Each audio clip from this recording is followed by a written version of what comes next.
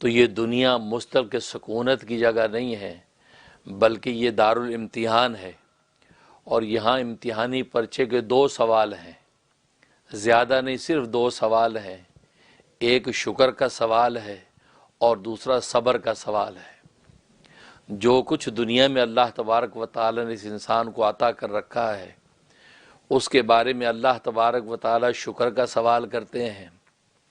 اس کو ظاہر باطن کی دولتیں عطا کی جاتی ہیں، اس میں اس سے شکر کا سوال کیا جاتا ہے، اور جو مصائب آلام اس پر آتے ہیں،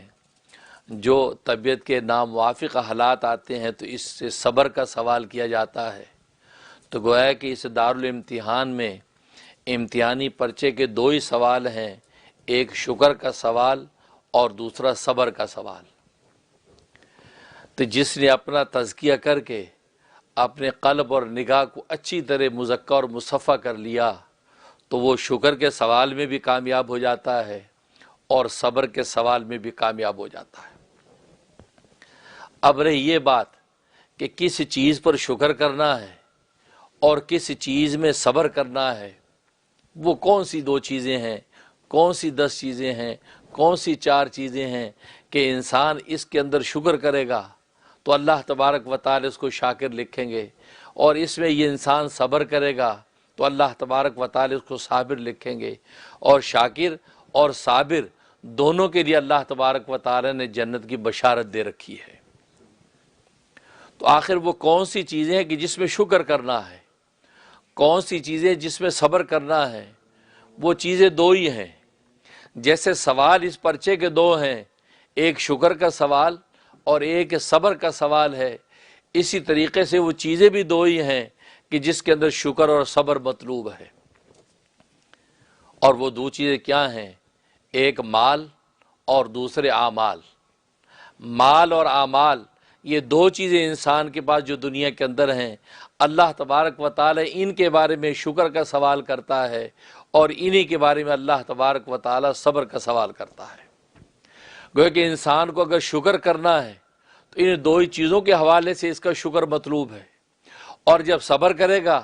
تو ان دو چیزوں کے حوالے سے ہی صبر مطلوب ہے، ایک مال ہے اور دوسرا اعمال ہے۔ تو مال اور اعمال کے علاوہ کوئی تیسری چیز نہیں ہے۔ انسان دنیا کے اندر کہیں بھی اس سے شکر مطلوب ہوگا تو یا تو وہ مال ہوگا جس میں شکر مطلوب ہوگا، یا وہ اعمال ہوں گے جس کے اندر شکر مطلوب ہوگا۔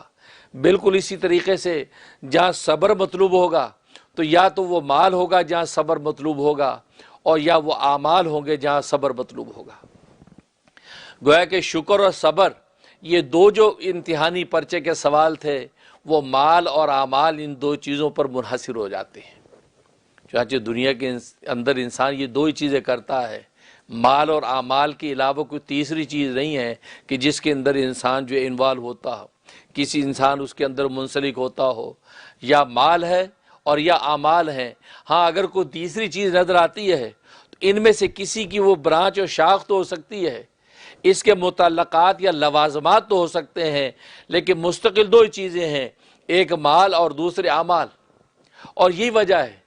کہ آپ آسمانی جتنے بھی دین گزرے ہیں، آسمانی دینوں کے اندر عبادات کا ضابطہ اگر دیکھیں جو اللہ تبارک و تعالی نے بندوں پر لازم کیا،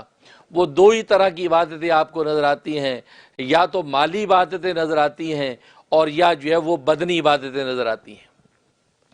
بدنی عبادت کا مطلب اعمال والی عبادت،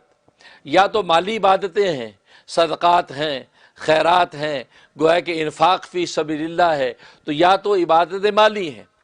اور یا عبادتیں بدنی ہیں۔ بدنی ہونے کا مطلب ان کا تعلق اعمال کے ساتھ ہے، کیونکہ انسان اپنے بدن سے ہی عمل کرتا ہے، ہاتھ سے عمل کرتا ہے، زبان سے عمل کرتا ہے، کان سے عمل کرتا ہے۔ گویا کہ ہاتھ پیر حواس خمسہ ظاہرہ جو اللہ تبارک و تعالی نے اس انسان کو عطا کر رکھے ہیں، یہ انہی کے ذریعے سے کسی عمل کو ظاہر کرتا ہے۔ تو تمام عبادات شریعہ، ایون کہ دین اسلام جو سارے آسمانی دینوں کا گلدستہ ہے،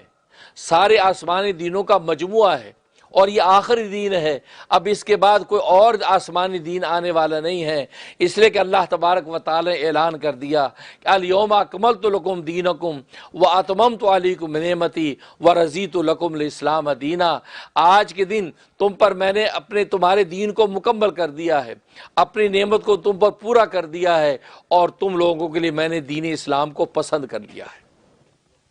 تو گویا کہ بادشاہوں کے بادشاہ نے یہ دین اسلام پسند کر کے انسانیت کو دے دیا ہے، اور آج دنیا کے اندر ایک بادشاہ کی پسند ساری پسندوں کی بادشاہ ہو جاتی ہے، اور یہاں بادشاہوں کی بادشاہ کی پسند کا عالم کیا ہوگا۔